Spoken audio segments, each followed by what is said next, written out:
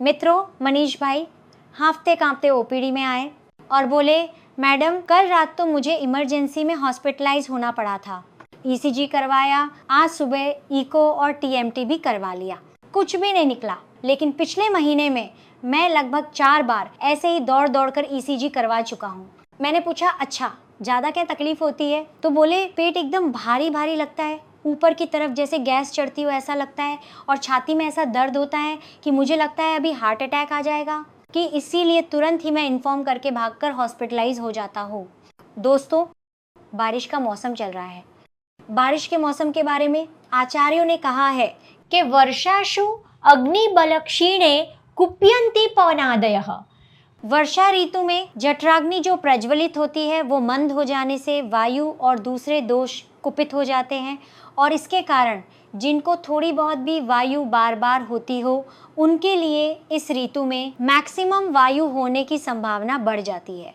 जिन्हें पाचन की दिक्कत हो जाती है, पेट बहुत बड़ा हो जाता है, पेट में गैस महसूस होती है, पेट की गैस ऊपर जाती है तो सीने में भारीपन लगता है, सीने में खिंचाव जैसा दर्द होता है, हार्ट अटैक जैसी फीलिंग होती है, कभी कभी डकार आती है। कभी आप देखो कि हम कहीं दबाएं तो भी बर्पिंग हो जाती है, और डकार आए तो थोड़ा अच्छा लगता है। ऐसी सारी तकलीफों का समाधान कैसे लें और ये चीज़ें किस कारण से होती हैं, इसकी विस्तृत जानकारी हम आज के वीडियो में लेंगे। मैं हूँ डॉक्टर देवांगी जोगल, जोगी आयुर्वेद हॉस्पिटल सूरत से।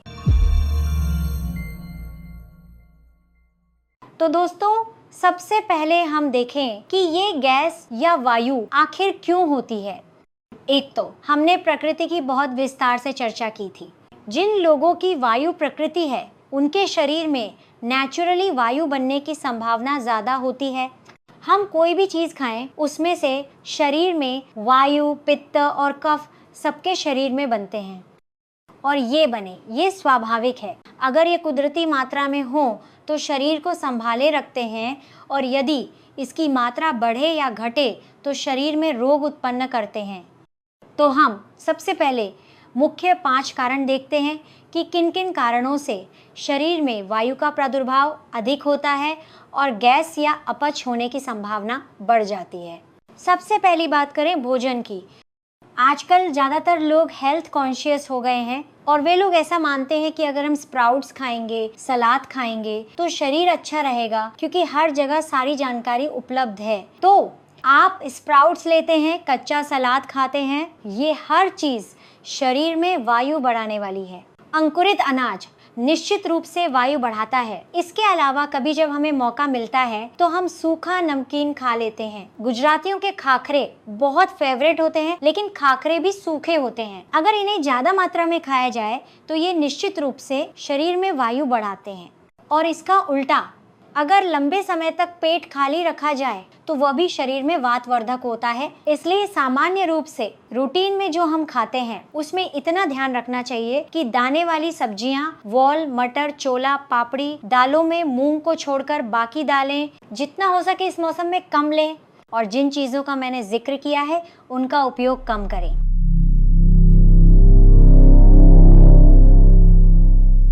दूसरा महत्वपूर्ण कारण है बायोलॉजिकल क्लॉक का इम्बैलेंस। खाने, सोने और उठने का समय यदि बहुत ज़्यादा डिस्टर्ब होगा तो निश्चित ही शरीर में वायु बढ़ेगी। मैंने बहुत से लोगों को देखा है कि मैडम हम तो मार्केटिंग फील्ड में हैं, तो एक बार सुबह घर से निकलने के बाद पूरी दोपहर हमारे खाने का कोई ठिकाना नहीं होता। शाम 4-5 बजे अगर वड़ा पाव मिल जाए तो खा लेते हैं, लेकिन रात को आकर हम भरपेट भोजन करते हैं। आयुर्वेद ने कहा है कि दोपहर का भोजन राजा जैसा होना चाहिए। सुबह 11 से 2 बजे का समय पित्तकाल होता है, उसी समय खाना चाहिए। अगर समय पर नहीं खाते तो पाचक रस तो बनते हैं, लेकिन पचाने के लिए कुछ नहीं होता, और गलत समय पर खाने से पाचक रस बनते ही नहीं, इसलिए अपच होता है, पेट भारी लगता है और गैस का प्रादुर्भाव बढ़ जाता है। इसलिए जितना हो सके रात को जागना, सुबह देर से उठना ये भी अवॉइड करना चाहिए, और बायोलॉजिकल क्लॉक को बैलेंस रखने का प्रयास करना चाहिए। तीसरा महत्वपूर्ण कारण है वेग विधारण। आयुर्वेद के महर्षियों ने एक बहुत सुंदर अध्याय लिखा है कि आए हुए वेगों को रोकना नहीं चाहिए। उसमें अलग अलग वेगों का वर्णन है। जैसे कि मल, मूत्र, आंसू, छींक, उबासी, उल्टी, गैस, इन वेगों को नहीं रोकना चाहिए। इससे बड़े बड़े रोग होते हैं। जनरली हम जॉब पर होते हैं और हमें शौच जाने का मन हो, यूरिनेशन के लिए जाने का मन हो या गैस पास करने का मन हो, तो हम रोक लेते हैं कि नहीं नहीं ये कैसे मुमकिन है। तो ज़्यादा देर रोक कर रखने से भी वायु का प्रकोप बढ़ने की संभावना बढ़ जाती है। इसलिए जितना हो सके जॉब प्लेस पर 10 काम छोड़कर भी मल, मूत्र या गैस का त्याग कर ही लेना चाहिए। दोस्तों, आजकल घर घर में और बहुत आम तौर पर जो देखने को मिलता है वह है व्यसन। मावा, तंबाकू, बीड़ी, सिगरेट या फिर चाय। तो लोगों को ऐसी आदत पड़ गई है। अभी मैंने एक भाई से कहा कि भाई इतनी बार मावा लेना जरूरी है क्या? तो भाई ने कहा, अरे मैडम बात जाने दो, हमारा काम ही ऐसा है, हमारे काम में जो आते हैं उन्हें ये लेना ही पड़ता है। तो फिर मैंने कहा कि आपको ऐसा नहीं लगता कि फिर तो सारे टेंशन वालों के लिए हमें भी यहाँ मावा रखना शुरू कर देना चाहिए? तो दोस्तों, ये जो है हमारी कमजोर मानसिकता दिखाता है। आप अपने शरीर के लिए चाहे जितनी भी मेहनत कर लो, लेकिन आप मावा, मसाला और ये सब डाल कर आप अपनी जठराग्नि नष्ट कर रहे हो, जठराग्नि को मंद कर देते हो, जिसके कारण पूरी पाचन प्रक्रिया बिगड़ जाती है और इसी वजह से शरीर में वायु बनने की मात्रा बढ़ जाती है। आप जो भी भोजन लेते हो उसमें जठराग्नि प्रज्वलित न होने से उसका जो एंड प्रोडक्ट में कन्वर्जन होना चाहिए वो नहीं हो पाता और मिड प्रोडक्ट ज़्यादा बनते हैं, जो शरीर में गैस, आफरा, ऊपर वायु आना जैसे लक्षण पैदा होते हैं। इसलिए जितना हो सके मन पर थोड़ा कंट्रोल करके, और अगर व्यसन कम नहीं करेंगे तो इससे आप निश्चित ही बाहर नहीं आ सकते।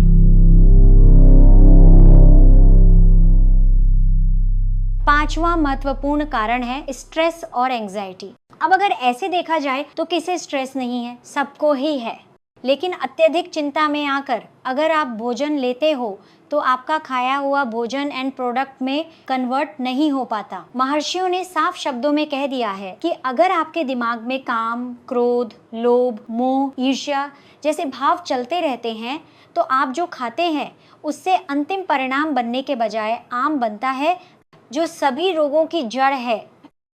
इसीलिए कृपया तन मन से, यानी आपने जो भोजन लिया है उसमें मन लगाकर शांत चित्त से अगर भोजन किया जाए तो वायु का प्रोडक्शन कम होगा।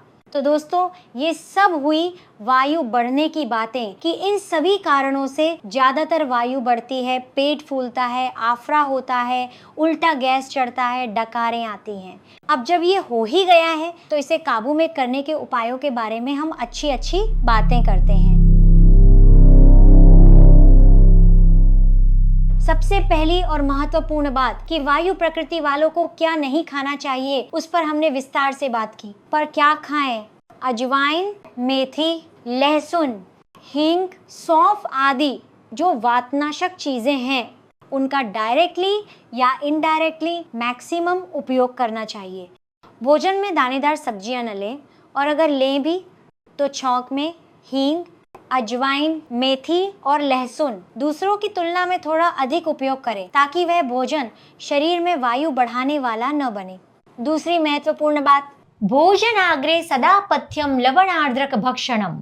जब भी आप भोजन से लगभग 1 घंटा पहले लवण और अदरक यानी अदरक की कतरन पर सेंधा नमक लगाकर खा लेते हैं या फिर बाजार में उपलब्ध सूखी अदरक की नमक वाली कतरन को चूस लेते हैं, तो वह निश्चित रूप से आपके शरीर में जठराग्नि को प्रदीप्त करने वाली बनती है। और यदि जठराग्नि प्रबल बनेगी तो पाचन निश्चित ही सुधरेगा। तीसरी महत्वपूर्ण चीज, हिंगवाष्टक चूर्ण।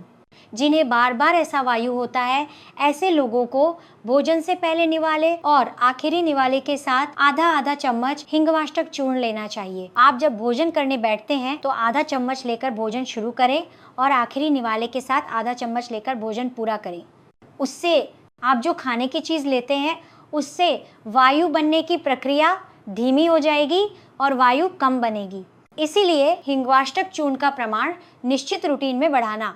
जिन्हें बीपी की तकलीफ रहती है उन्हें डॉक्टर से पूछकर हिंगवाष्टक चूर्ण लेना चाहिए, क्योंकि उसमें नमक का प्रमाण आता है, इसलिए संभाल कर ही उसका उपयोग करना चाहिए। चौथा उपाय और वह है हरितकी। हरितकी यानी हरड़। छोटी ही सही बाजार में किसी भी किराने की दुकान पर मिल जाएगी। जिन्हें बार बार वायु बनती है, ऐसे लोगों को ऐसे ही हरड़ के छोटे छोटे टुकड़े कर ले, उसे घी में या फिर दिविल में तल ले। अच्छी तरह से वो फूल जाएगा और सुबह, दोपहर और शाम को जो भी आप खाते हैं, उसके बाद ये टुकड़ा चूस कर ले लें। उसमें आप थोड़ा सा सेंधा नमक डाल सकते हैं। इसीलिए सेंधा वाली तली हुई हरड़ अगर आप चूस कर खाएंगे तो वह कॉन्स्टिपेशन भी दूर करेगी, साथ ही वायु का भी अनुलोमन करेगी। इसलिए वायु बढ़ने की प्रक्रिया कम हो जाएगी।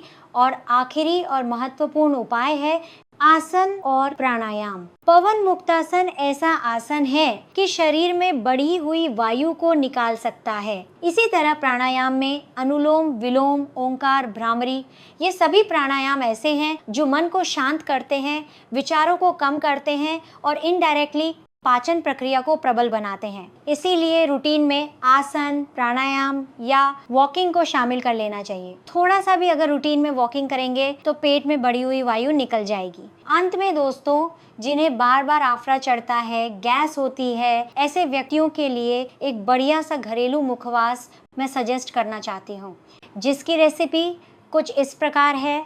अजवाइन 1 भाग लें, जीरा 2 भाग लें, सौंफ 2 भाग लें। अजवाइन, जीरा और सौंफ को हल्का सा भूनकर और क्रश कर लें।